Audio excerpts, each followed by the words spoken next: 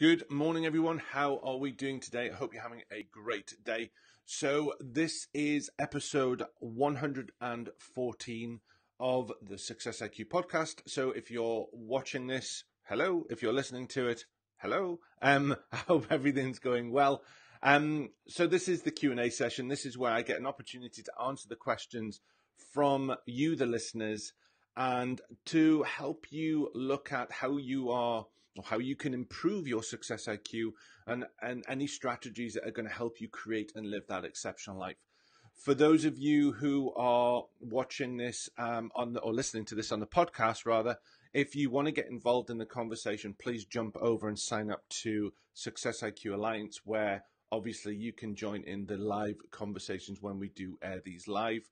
Some of them are pre-recorded, but let's get started. So our first question of the episode is from John, and John is saying, I often hear your guests tell us how much time they spend on self-development, but I can never seem to find that time. Any suggestions? So there's a couple of things. One of the things is you have to understand that many of these guests have been in business and have focused and spent an awful lot of time working on efficiency in how they manage their time, but also looking at strategies on how they can move things around to give them more time, not only for personal development, but to give themselves more personal time or more things to focus on what they need. So you have to understand that thing first. You also have to understand is you don't describe in your question, John, whereabouts your business is. Is it a new starter? Is it been a well-established business? Or what type of business it is. So what you also have to understand is that many of these guests have been doing this a long time. They are very successful, and they also have the resources to be able to delegate and move things around to free up time for that. So you have to understand that. And, that's not to say, why aren't you at that level right now? What it is make sure you're not putting pressure on yourself in order to do all of these things when you have to look at the big picture and see exactly where they are. Having said that, that's not to say that you cannot find time to do what is needed, and we're going to go through that now. So the first one is to make sure how you are being productive within your organization. What are you doing on a day-to-day basis in order to make sure that you are managing your time efficiently and effectively in order for you to get tasks done? The life of a business owner, there is always going to be things to do. If you are a micro business or there's going to be more things, because if you've just started out, there's going to be more departments that you're every department. If you are, more established and in a higher level of leadership and you've got other people and teams to do it, then there's still tasks that you need to do, i.e. running more strategic and all of those sort of things. So you need to make sure that you're blocking out your time and using it wisely. Parkinson's law is work expands, so it is to fill time available for completion. So what that basically means is that if you do not have a structured time, whether it's something like Pomodoro or you've got a calendar where you block time specifically for certain tasks, what you find is that task will consume whatever time is available. And that can be frustrating, but also if you're aware of that, what you may need to do is control your time periods in order to achieve the task that you're doing in a short amount of time. Quite often I'll speak to people, and I've certainly experienced this, when all of a sudden a deadline changes or something happens, all of a sudden as you find that you're able to complete these tasks a lot quicker than you initially thought. But normally it would have taken you the same amount of time. That's basically the Parkinson's law. So what you can do is have a play around and have a look at how you are scheduling time out with your tasks. So that's one thing. The other thing is really analyze the time that you have. So for example, there is, and I must state, there is a massive importance that no matter how much you want to hustle, if we're going to use that word, or how much you are wanting to do stuff, there is an important period of time about recharging your batteries sort of laying off the accelerator pedal for just a little bit, and to be able to do the other things in your life that are really important. So if you've got family or you're in a relationship, you need that downtime in order to be productive and be as efficient as you can. But there's other things. So there was a great video, and I'll try and find it and stick it on the Facebook page, of Gary Vaynerchuk was talking to this young kid, really ambitious, was talking about all the things that he wants to do, but he said that he could never find the time. And Gary asked one simple question, and it was, well, how much time do you have for Netflix? And all of a sudden it was like, yeah, I watch loads of Netflix. I'm doing that all the time. So regardless of the importance of winding down, it's seeing how much time are you using sometimes what I would call dead space. So for example, although not so much now, actually, after we had a similar conversation with my wife on this, my wife used to watch in the UK, we have things like Neighbours, Home and Away, Emmerdale, I'm going to say Emmerdale Farm, not sure how old I am, Emmerdale, Coronation Street, EastEnders, all of these things. And that's a huge amount of time. And, sometimes, there'll be a TV program that you just watch and watch because you've always watched it. And what I did is I kind of looked at what I was doing and went, what is important to me? Remembering and being very conscious and aware that I want to spend time with my family on an evening and do that sort of thing. But how much time am I wasting by watching, to point a better word, crap? How much am I doing to do that? So what I do is I removed all watching the news, all the types of things that sometimes poison my mind rather than actually nurturing it, because news is mostly about all the bad things that are going on that are out of my control. Therefore, I don't need to know about it. And if it's really serious, someone else will tell me. That is a decision I made.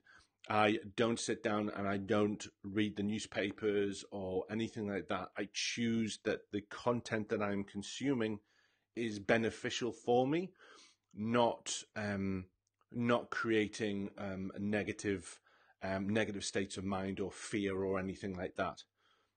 So there's that bit as well, John. Looking at what is going on, what are you consuming? Are you sitting on the breakfast table in the mornings? Obviously, a sophisticated gentleman like yourself, croissant, fresh orange, those sort of things. Let's not think about a bowl of cornflakes.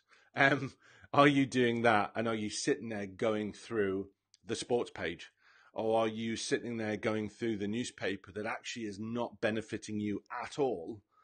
Quite often what it may do is it may frustrate you or get you concerned, or you're just listening to about celebrities doing God knows what that has no benefit to your life at all. It's using those time slots to benefit you in working on your personal development. You've got commuting. You've got, let's say we've talked about in past and we've talked about in shows about bookending your day, periods of time where you can just about to shut off for the day. There's things that you can read to help do that. So those sort of things. And then we go down to the resources. So what can you do? So for example, I'm very open about my struggles with reading because of my dyslexia and everything else. And to give you an example, highly unprofessional. I've just gone over the thing, so there may have been a quiet period. This is a book that I'm reading and I absolutely love. It's Tribe of Mentors by Timothy Ferriss. It is probably about 2 inches thick, and the writing is as small as it possibly could be. Now, personally, I struggle with that. It takes me a long time to go through it. And that's something that I kind of go, okay, I'm blocking a certain period of time out, and that's what I'm going to do. So I block out sort of 15 minutes, half an hour a day, and I just slowly work through the book. Now, that's one of my strategies. But there are other strategies that you can use, John, to help you do this. And anyone who's wanting to improve their personal development, there are ways to do that. So there's one, nurturing the mind, and there's one about getting you into the state that is getting you pumped up to be productive and everything else. So here are a couple of ways that you can do that and a couple of resources. If you look at, so when I'm commuting, I use an app called Blinkist. Now, what Blinkist basically does is it basically takes a book and it strips it down to some key points that really highlight what the book is about, gives you some great lessons. You have a choice of either listening to it via audio or reading it, depending on what your preference is. But it is you can do that, and it's brilliant. I absolutely love it. So yesterday I was commuting up to see a client up in Edinburgh in Scotland. Probably about an hour and a half. I went through, I think, 3 or 4 blinks, it calls it, from all books that I've been interested, because I just select the ones that I'm interested in. It puts it in a playlist, and I can listen to that. And there's 2 reasons I do this. Number one, it's to see if I want to read the book or listen to the book.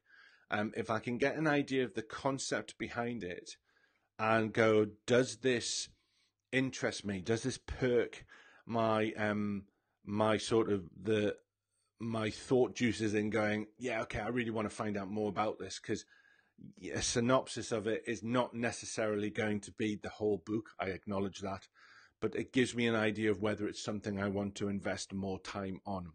So what you might find is Blinkist is a better idea to do that, and you can listen to it while you're walking, while you're in the car, while you're in the while you're on the train commuting to work. There is plenty of time to do that. If you are doing tasks that are low cognitive level, so don't require a huge lot of concentration, they're just something that need to get done, then there is a way you could possibly use them to listen to while you're doing that. I personally just like listening to instrumental music when I'm doing tasks like that. But if that's what you believe that you can concentrate on and you find that useful, then okay, do that. You've got lunch breaks, you've got coffee breaks, you've got all of those times that you will be able to do something like that. So Blinkist is one of them. There's also another one called InstaRead. Now, InstaRead is basically book summaries using InstaRead. I think it's instaread.com, but we'll put the resources on the podcast page. So there's those things. The other one is there is a site that I use called Scribd. Now, Scribd is a great one. So there's and I've talked about it a lot on the show. There's Audible, which is really probably my go-to favorite majority of the time. It's $7.99 for 1 credit, and I think $14.99 for 2. That allows you to pick 2 books or 1 book a month, and consume that, and then you've kind of like got yourself on a roll of every month going through that. Downside with Audible is when you get this credit, it is like gold dust. It is like, it is so valuable because you don't want to waste that 1 credit on a book that's rubbish. Although Audible have a fantastic refund policy, and you can utilize that. Scribd, on the other hand, is $7.99, which is the same as a credit, and it allows you to read or listen to as many books as you can within a month. Now, they don't have necessarily the range of what Audible have, but what they do have is that ability to be able to do that. Now, I also think that when I signed up to Scribd, I was able to get Pocket and Blinkist free, if I remember rightly. I'll have to double check that, but you will be able to find out when you go into Scribd. It'll give you some apps that you are able to hook onto and use. And that is amazingly beneficial too. So what have you got now? What have we talked about? We've talked about utilizing something like Blinkist, which is snapshots and summaries of books that you can either read or listen to on commuting and all of those sort of things. Let's be absolutely frank. You can do that while you're sitting in the bath, or you can have that going off while you're in the shower if you're committed enough to take the time out to develop. It's not about consuming everything about that. There is elements of having fun and everything else, but there is that importance. There's also InstaRead, which is a similar thing to Blinkist, but to my knowledge, it doesn't do audio. You've got Audible for audiobooks. You've got Scribd that does books and audio programs as well. So you've got that facility. Yeah, all right, it might cost you $7.99 or $14.99 if that's what you're doing. But there's an element of is then at least you're investing time when you're doing it. Now, listening to audio is going to be you're able to multitask. If you do exercise at the gym, stick an audio book on and get focused and work out your body and your brain at the same time. There's all those opportunities to do that. And I think sometimes is we kind of like look at our day just as, well, I'm working and I'm doing everything else. But actually, when we actually work out what it is that we need to do, we can find the time. And it's just a matter of you being very sometimes ruthless with what you're doing, giving up some things in order for you to do something else. So there's those things. You can also go onto Amazon.co or .com, sorry, and .co.uk or any of the others and look for book summaries. They're a bit, you've got to take your time to do that, which is one of the reasons why I like the fact that I'm paying anyway on Scribe and it's got an app on your phone and it just makes that. But why I really love it on Blinkist is because it's just a quick search and I just go down the list, and they also have playlists of books that that have all sorts, from Nelson Mandela's books to some of Tony Robbins stuff and all sorts. So it's a really good resource to do. So that's nurturing the mind. Okay, that's the knowledge side. And then we've got the mindset side, about getting us into the state that's going to be, okay, how do we do this? So the obvious ones, Headspace, Calm, those sort of ones. 5 minutes. Most people say that they don't have 5 minutes because they're consumed by the noise and the busyness of stuff. But most people can find 5 minutes. 5 minutes where you literally sitting there. You can do that while you're preparing for a cup of coffee. You could, look, to be absolutely frank, if we're going to be blatant and you say you don't, you could do it for 5 minutes while you're on the toilet. It makes no difference as long as you are taking the time to do something in order to get that into the right place. So you've got Calm and you've got Headspace, probably two of the most popular platforms that talk about mindfulness, meditation. Ultimately, that's about getting your performance level to where you need to be. So that's those ones. The other one is a great one called, and actually it was a guest on the episode that'll be coming up after this, episode 115, Dr. Daphne Scott, and she talked about one called Think Up. I think it was called Think Up. Let me just check on my phone. Yeah, Think Up. And what that basically is, that's affirmations. If you don't like affirmations, don't worry about it. But if you do like affirmations, it gives you affirmations and you can record them and have them go through in your head. And it also gives you some suggestions of other people's affirmations. That's a really good idea to get you into that mindset. And another one that I really like is something called Pep Talk.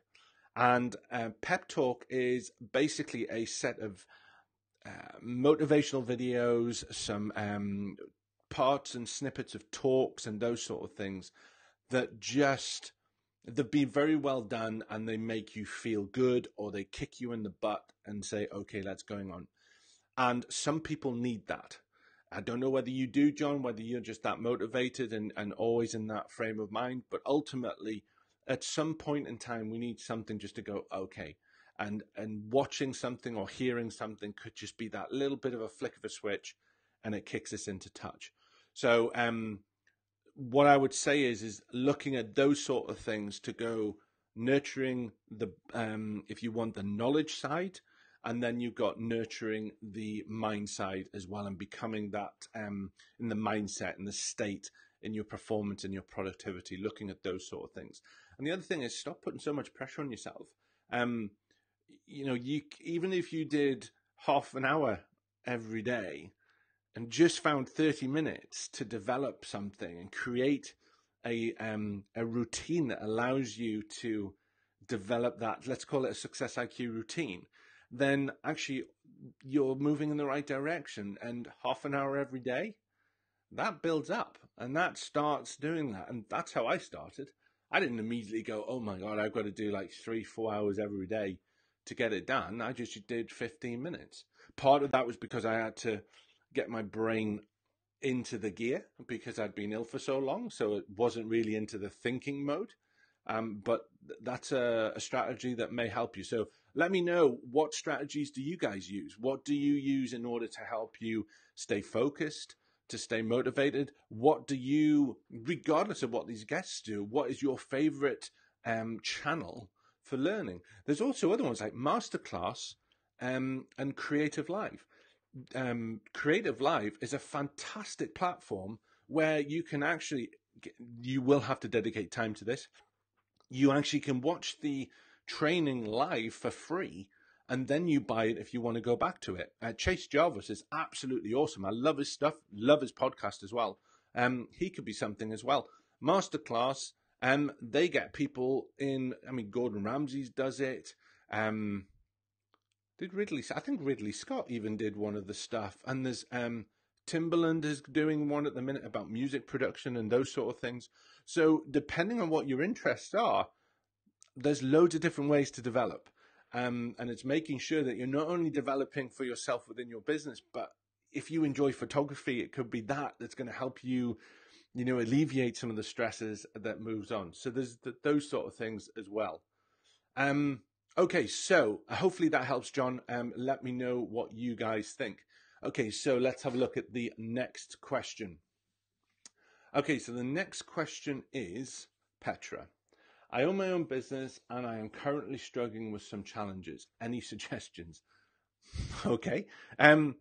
Okay, Petra, so let's look at it. The way that I am understanding that you're doing is you're struggling with challenges.